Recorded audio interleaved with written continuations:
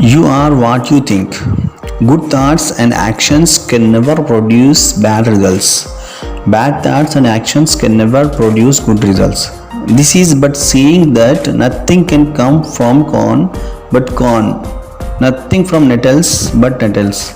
Men understand this law in the natural world and work with it, but few understand it in the mental and moral world. Though its operation there is just as simple and undeviating, and they therefore do not cooperate with it. Suffering is always the effect of wrong thought in some direction. It is an indication that the individual is out of harmony with himself, with the law of his being. The sole and supreme use of suffering is to purify, to burn out all that is useless and impure. Suffering ceases for him who is pure. There could be no object in burning gold after the dross had been removed, and a perfectly pure and enlightened being could not suffer. The circumstances which a man encounters with suffering are the result of his own mental inharmony. The circumstances which a man encounters with blessedness are the result of his own mental harmony. Blessedness, not material possessions, is the measure of right thought. Wretchedness, not lack of material possessions, is the measure of wrong thought. A man may be cursed with and rich. He may be blessed and poor.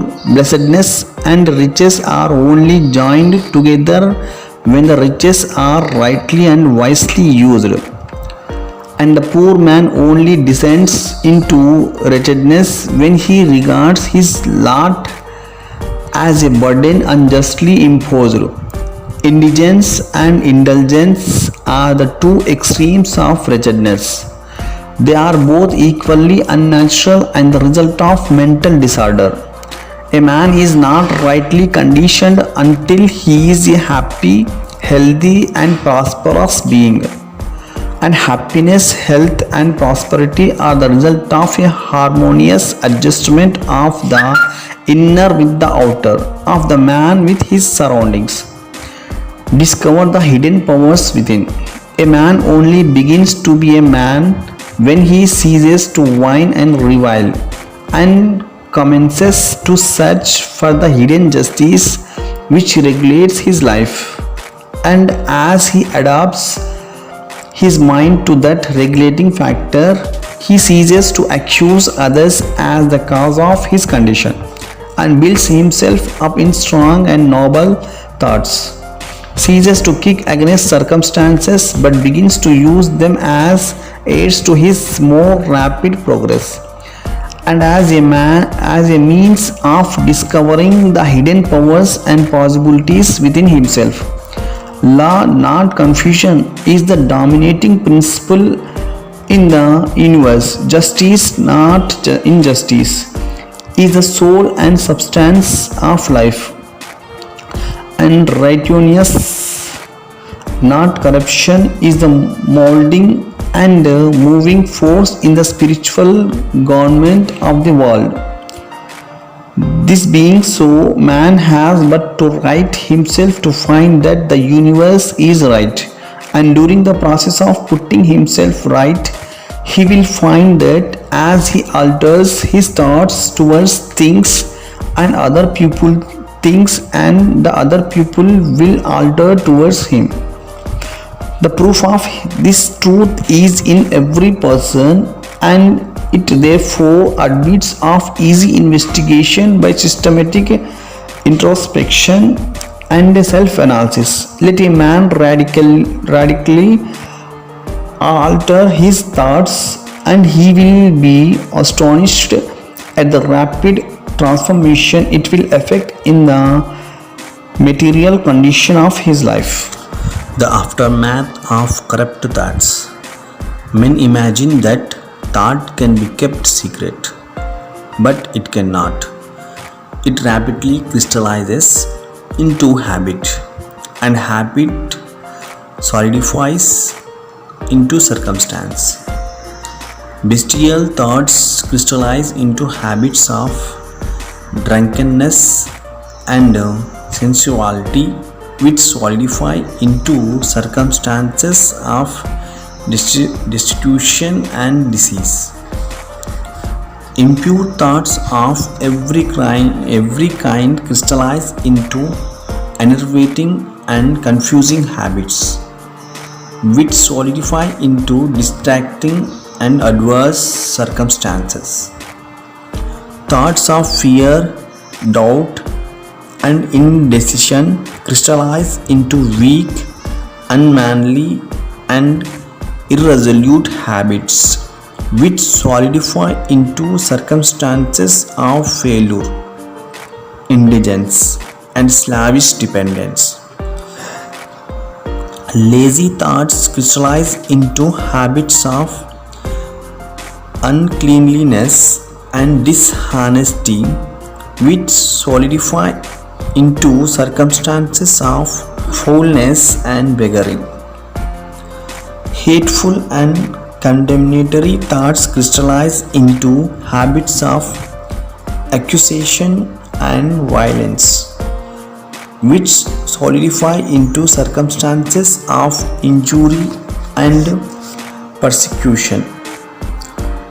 Selfish thoughts of all kinds crystallize into habits of self-seeking, which solidify into circumstances more or less distressing. The aftermath of beautiful thoughts. On the other hand, beautiful thoughts of all kinds crystallize into habits of grace and kindliness, which solidify into genial and sunny circumstances. Pure thoughts crystallize into habits of temperance and self-control, which solidify into circumstances of response and repose and peace. Thoughts of courage, self-reliance, and decision crystallize into manly habits, which solidify into circumstances of success, plenty, and freedom. Energetic thoughts crystallize into habits of cleanliness and industry, which solidify into circumstances of pleasantness. Gentle and forgiving thoughts crystallize into habits of gentleness, which solidify into protective and preservative circumstances.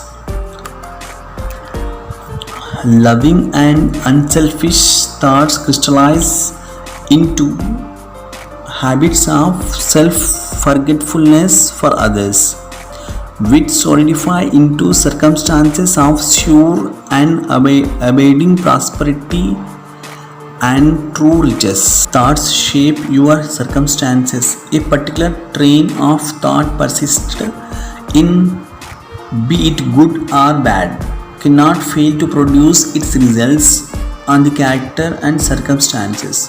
A man cannot directly choose his circumstances, but he can choose his thoughts, and so indirectly it surely shape his circumstances.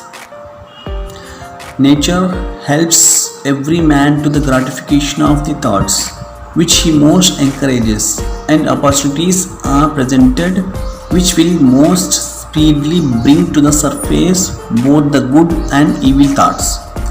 Let a man cease from his sinful thoughts, and all the world will soften towards him and be ready to help him.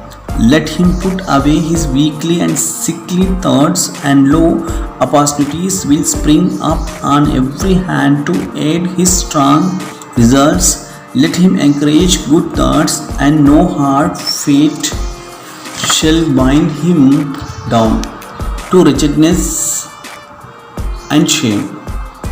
The world is your kaleidoscope, and the varying combinations of colors which at every succeeding moment it presents To you are the exquisitely adjusted pictures of your ever moving thoughts.